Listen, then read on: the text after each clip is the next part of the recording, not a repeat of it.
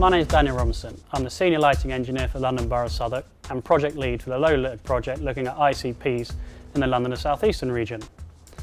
This is the first in a series of short videos that will be released over the next 6 to 8 months, with the intention of ensuring all potential clients and suppliers are kept up to date with the project progress. In this video we will be looking at the background of the project, the research that has been carried out, and how that research has formulated a business case.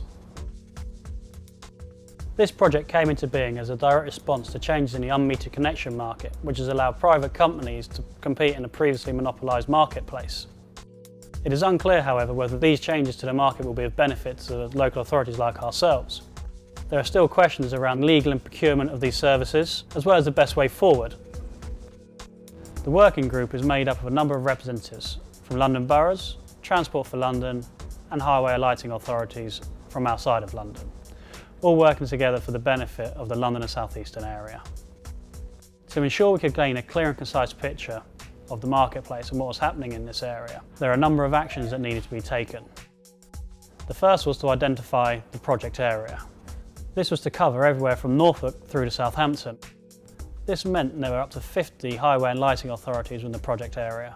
10 to 15% of these operate under a PFI contract and the remainder operate under a term maintenance contract.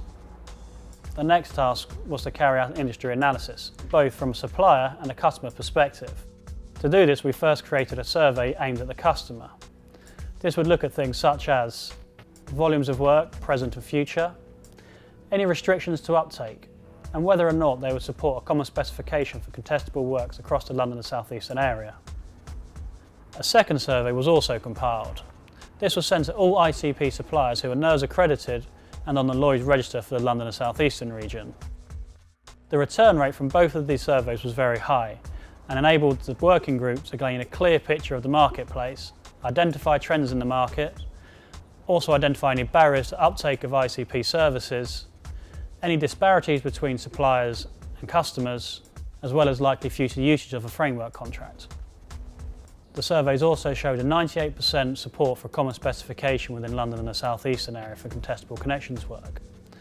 It also showed that the potential supplier market had the capacity to meet the need. Based on these findings, a business case was compiled. Within this business case, there were contained 3 options for moving forward with the project. The first was to do nothing and let the market evolve naturally. The second was to create a common specification and education plan to advise authorities on how to appoint an ICP and the process they may need to follow. And the third was to create a framework procurement contract with a common specification embedded within it and an education plan on how to use this framework contract and common specification. These options were presented to all authorities within the project group, with the third being the favoured option, and is on this basis in which the project has moved forward. This brings this short video to a close, and I hope it has given you a little bit of background information on this project and what we're trying to achieve. In the next video we'll be looking at how we have brought these ideas and recommendations in a business case to something more tangible.